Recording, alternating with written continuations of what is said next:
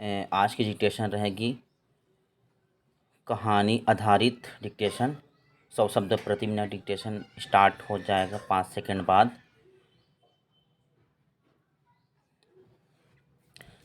शाहीनगर नामक एक राज्य था और उसके राजा नरेंद्र चौधरी थे। शाहीनगर राज्य बहुत ही खुशहाल और समृद्ध राज्य था। उस राज्य में किसी भी चीज़ की कमी नहीं थी। राजा अपने प्रजा को बेटे जैसा प्यार करता और प्रजा भी राजा को अपना भगवान मानती। राजा को शिकार करना बहुत अच्छा लगता था, लेकिन उस राजा की अभी तक शादी नहीं हुई थी। राजा को रोजाना कई राजकुमारियों के रिश्ते आते, लेकिन उन राजकुमारियों में से राजा को कोई भी राजकुमारी पसंद नहीं आती। राजा से एक दिन मंत्री ने राजा से पूछा कि महाराज, आपको कैसी राजकुमारी पसंद आएगी?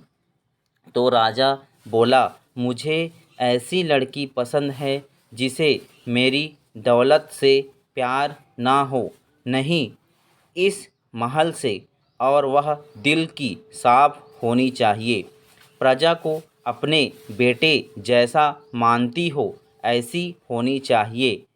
मंत्री थोड़ा मुस्कुराए और बोले, आपको एक ऐसी लड़की खुद ढूंढनी पड़ेगी, वह भी एक गरीब बनकर। राजा मंत्री के सुझाव से अति प्रसन्न हुए और बोले, ठीक है, मैं कल से ही ऐसी लड़की को ढूंढना चालू करता हूँ। राजा गरीबों के पोशाक भेष पहनकर निकल पड़े अपनी मंजिल की तलाश में।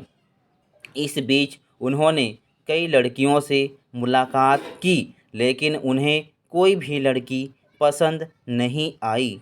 हर लड़की के अपने अपने जीवन साथी को लेकर बड़े बड़े ख्वाब थे और यह राजा को पसंद नहीं आता।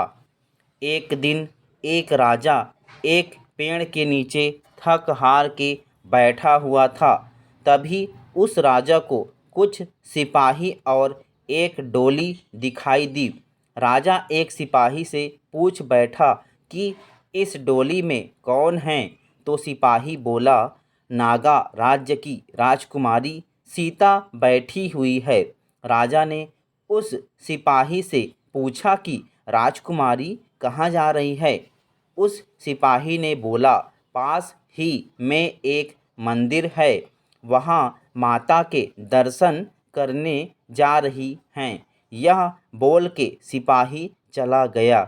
पैरा राजा उस राजकुमारी को देखने के लिए बड़ा ही बैतुल हो रहा था। राजा ने उस राजकुमारी के डोली के पीछे पीछे चलने लगा और जब मंदिर आया तो राजकुमारी उस डोली में से उतरी।